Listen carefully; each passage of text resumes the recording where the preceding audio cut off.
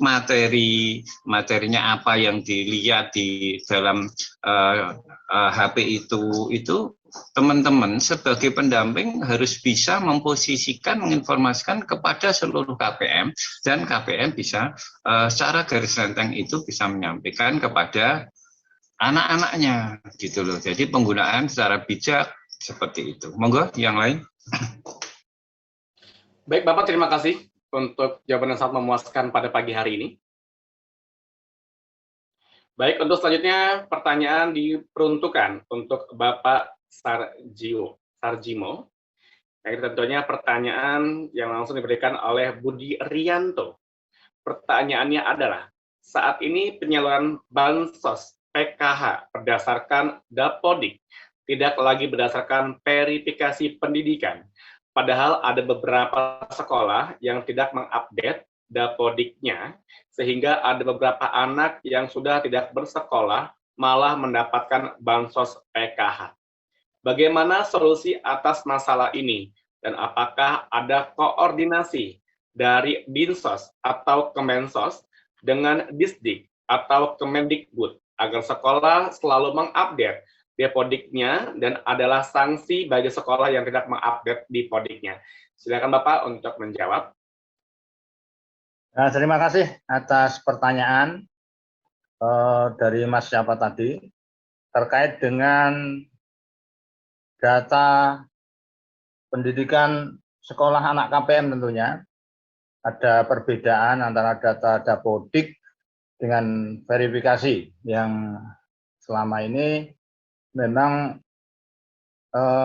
kurang terupdate, sehingga data yang mendapat bantuan ini kadang-kadang anaknya sudah lulus, anaknya sudah tidak sekolah lagi, seperti itu. Jadi saran saya, kalau di provinsi kan ini jelas tidak bisa mengupdate secara langsung, tapi dari Dinas Sosial Provinsi Jawa Tengah memberikan saran kepada teman-teman SDM PKH di daerah untuk selalu dalam ini berkoordinasi dengan lembaga pendidikan terkait dengan sekolah anak-anak KPM PKH itu. Dan kemudian juga sesuai dengan arahan dari Kementerian Sosial bahwa data Dapodik anak sekolah ini juga harus diupdate. Nah, kalau beberapa waktu yang lalu hadir di acara evaluasi PKH di Solo, di Hotel Lorraine beberapa waktu yang lalu, memang memberikan solusi untuk selalu mengupdate. Cuman dalam hal ini aplikasi untuk mengupdate ini kan sudah berbeda. Kalau dulu diupdate dengan melalui link EPKH, aplikasi EPKH, tapi sekarang kan melalui 6NG. Nah, ini juga kuncinya adalah koordinasi komunikasi terkait data ini. Nah, tentu kami dari Dinas Sosial, baik kabupaten, kota maupun provinsi, siap untuk memfasilitasi, merekomendasikan permasalahan-permasalahan yang dihadapi di daerah, terutama teman-teman SDM PKH, untuk kita sampaikan ke Kementerian Sosial, karena program PKH ini adalah program Kementerian Sosial. Sehingga kalau kami di provinsi tidak ada laporan rinci terkait dengan permasalahan ini, ya otomatis kita nggak bisa minta solusi kepada Kementerian Sosial, karena ini saya kira yang yang bisa memberi solusi adalah Kementerian Sosial, yang dalam hal ini adalah Pusat Data dan Informasi Kesejahteraan Sosial. Ini kan masalah update data ya, update data. Nah, update data ini sudah disampaikan pada waktu itu. Misalnya sekarang diupdate, maka keluar data yang baru itu sebulan kemudian itu baru terupdate data yang baru. Saya kira begitu pertanyaan yang diajukan, dan kuncinya mohon diinventarisir dan kami juga di provinsi ini diberi laporan sehingga bisa kami rekomendasi, bisa kami teruskan ke Kementerian Sosial. Demikian, terima kasih. Baik, terima kasih Bapak pada kesempatan pagi hari ini telah memberikan jawaban yang sangat luar biasa, Bapak Sarjiwo. Dan kita lanjut kepada Bapak Jusdi yang akan menjawab pertanyaan dari Bella. Pertanyaannya adalah, bentuk pemasaran digital saat ini memiliki cakupan yang lebih luas dan lebih fungsional, di mana pendekatan pemasaran yang berbeda diadopsi untuk konsumen yang berbeda, sehingga banyak sekali masyarakat yang menyukainya. Mengapa pemasaran digital lebih disukai daripada pemasaran tradisional? Bapak Nuhun, silakan untuk dijawab. Oke, terima kasih atas pertanyaannya. Mohon maaf tadi yang penanyanya saya lupa mencatat, ya tidak sempat mencatat. Tapi kenapa pemasaran online lebih disukai gitu? Karena memang eranya hari ini seperti itu ya. Orang-orang hari ini itu lebih banyak menghabiskan waktu di depan layar, di depan gadget, di media sosial khususnya ya gitu. Lihat hiburan YouTube gitu ya. Jarang jalan-jalan, apalagi anak-anak milenial, Gen Z itu jarang ke pasar. Itu persentasenya memang jarang sekali gitu. Orang lebih nyaman di depan gadget gitu. Kita harus jujur juga ya, misalnya di sini nyuwun sewu, misalnya di sini ada bapak ibu yang sehari-harinya dinas mengantor, entah itu di sekolah ataupun di kantor gitu ya, pasti juga tidak lepas dari gadget, dikit-dikit lihat Instagram, dikit-dikit misalnya lihat TikTok begitu. Nah, sehingga kesempatan kita untuk melihat informasi melalui gadget itu lebih besar dibandingkan kita harus jalan ke pasar gitu, muter keliling gitu ya, apalagi yang tidak punya keperluan untuk mendekat ke area-area tempat pusat perbelanjaan. Jadi kita nggak bisa lihat produk gitu. Jadi mungkin pernyataannya bukan lebih disukai, tapi karena memang trennya hari ini aktivitas kita, kebiasaan kita adalah kebanyakan di gadget gitu, di layar gadget, sehingga kalau kita mempromosikan ataupun beraktivitas jualan kita, pemasaran kita itu melalui dunia digital, itu punya kesempatan yang lebih besar untuk dilihat oleh orang. Nah, di sini saya juga mencermati beberapa pertanyaan ya. Mungkin saya juga akan sedikit menjawab. Yang pertama, kita jangan terjebak di kata penjualan, karena di sini temanya kita pemasaran. Pemasaran adalah bagaimana kita mempromosikan dan memperkenalkan produk kita. Kalau jualan itu adalah transaksinya. Orang sudah tahu produk kita, orang sudah paham, orang sudah punya keinginan untuk beli gitu. Oh iya, saya butuh baju. Oke, kamu punya produk baju ya, saya beli. Nah, itu jualan. Tapi aktivitas promosi ini, aktivitas marketing ini adalah aktivitas promosi, di mana kita harus mengedukasi orang, di mana kita harus mengedukasi calon pembeli agar tertarik dengan produk kita gitu. Jadi tidak langsung, ini saya punya baju bagus harganya bersaing gitu atau murah, tidak cukup seperti itu, tapi kita harus berikan edukasi kenapa harus menggunakan produk saya, kenapa produk saya lebih baik daripada yang lain, kira-kira seperti itu. Jadi kita harus memberikan edukasi. Nah, ini harus kita lakukan gitu ya. Dan yang kedua adalah di tren generasi hari ini, mereka tidak membeli berdasarkan kebutuhan. Ini sedikit tips juga. Kadang yang saya perhatikan dari produk-produknya teman-teman di KPM PKH ini adalah produk-produk kebutuhan, karena biasanya memang memanfaatkan apa yang ada di sekitar gitu. Misalnya produksi bersama gula semut atau gula aren gitu ya, produksi bersama misalnya keripik sale, seperti itu kan biasanya produk-produk lokal.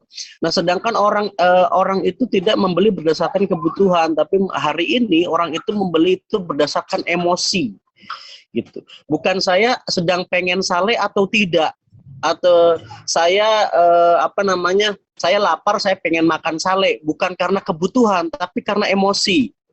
Ini sale dari Cilacap, sale ini sale khas, sale ini adalah sale yang cocok untuk oleh-oleh Anda dan keluarga misalnya. Jadi orang membelinya itu karena emosi, wah ini sale ini asli Cilacap gitu. Jadi karena asli Cilacapnya lah orang beli gitu. Walaupun salenya ini di Jogja misalnya seperti itu. Jadi orang membeli itu berdasarkan emosi, itu juga yang harus kita perdalam gitu ya. Terus tadi juga ada pertanyaan sedikit mengenai tim di PKH-nya itu kemampuannya tidak sama, banyak yang gaptek karena kami di desa Pak, seperti apa. Nah ini pentingnya memang kelompok PKH dan pelatihan-pelatihan. Ini memang tidak cukup sampai di sini, perlu ada ruang-ruang khusus dan pendampingan gitu ya dari ahlinya gitu, agar tim kelompok di PKH ini bisa lebih maju dan bisa lebih signifikan gitu.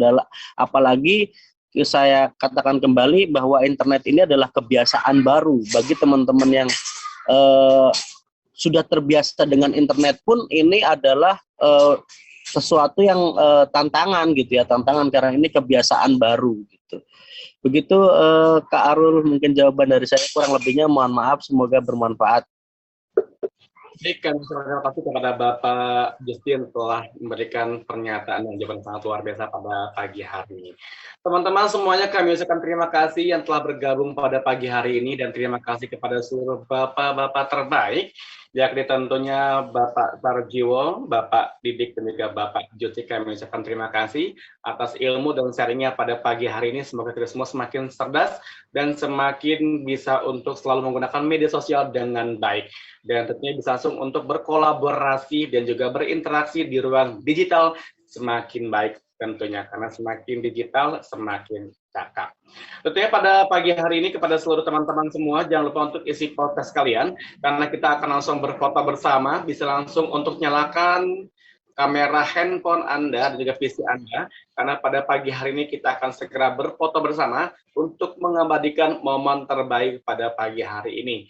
Karena tentunya semakin mengenal, semakin dekat, maka semakin sayang, dan semakin sayang, maka semakin saling terus support dan bisa membantu antar sesama. Tentunya pada pagi hari jangan lupa untuk diisi dengan nama kalian, dengan 4 digit nomor di belakangnya, dan langsung isi dengan acara yang pada hari ini kita lakukan bersama. Semua sudah membukanya dengan layar kamera Anda, bisa langsung nanti kita abadikan momen terbaik pada pagi hari ini, langsung dipoto oleh tim kami tentunya. Baik, sudah siap-siap berfoto bersama? Baik, dengan menggunakan literasi, kita langsung bisa berfoto bersama. 1, 2, 3, dipoto. Kembali 1, 2, 3 dipoto, dan kembali 1, 2, 3 dipoto. Baik, kami ucapkan terima kasih dan selamat pagi kepada seluruh teman-teman yang sudah bergabung pada pagi hari ini. Sekali lagi saya mengingatkan, jangan lupa untuk mengisi post-test di link yang sudah panitia siapkan. Dan jangan lupa untuk download e-sertifikat di link yang sudah ada di kolom komentar, tentunya dengan menggunakan email yang sudah diterima. Nanti akan ada 10 pemenang yang beruntung yang telah mendapatkan Rp100.000 persembahan dari webinar pada pagi hari ini, Program Literasi Digital 2022.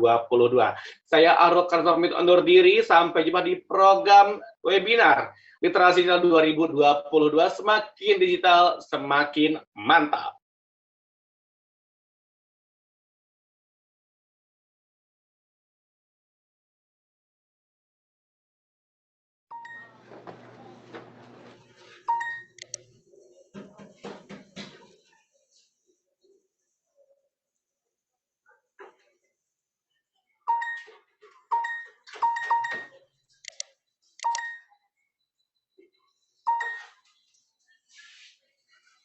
Check this one out. Check this one out. Check one out.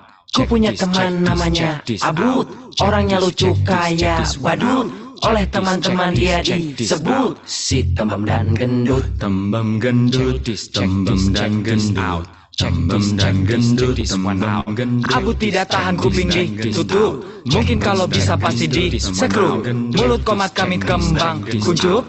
Abud menjerit, cukup. Cembem gendut, check this out.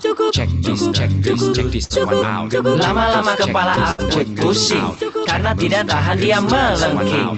Abud siapkan jurus yang penting, jurus cakar-cakar kucing. Cing cing kucing, cakar-cakar kucing. Cing cakar-cakar kucing, cing cing kucing. Kamu cakar-cakar bercanda seenaknya, mencela berkata temanmu jadi sakit hatinya. Akibatnya Abud ingin berkelahi. Ini harga diri sebagai laki-laki. Jurus cakar-cakar kucing dari Cimahi sambil menyerang teriak. Kamu jangan bercanda seenaknya, mencela temanmu jadi sakit hatinya. Hei, ternyata bercanda itu ada batasnya. Lucu buat kamu, tidak lucu buatnya. Pakai perasaan sebelum kirimkan. Jangan suka bully teman. Jangan bully teman. Jangan bully teman. Jangan bully teman. Mencela teman jadi sakit hatinya. Kamu bercanda seenaknya, jangan kaget kalau dia marah. Tanggung akibatnya. Tanggung akibatnya. Tanggung akibatnya.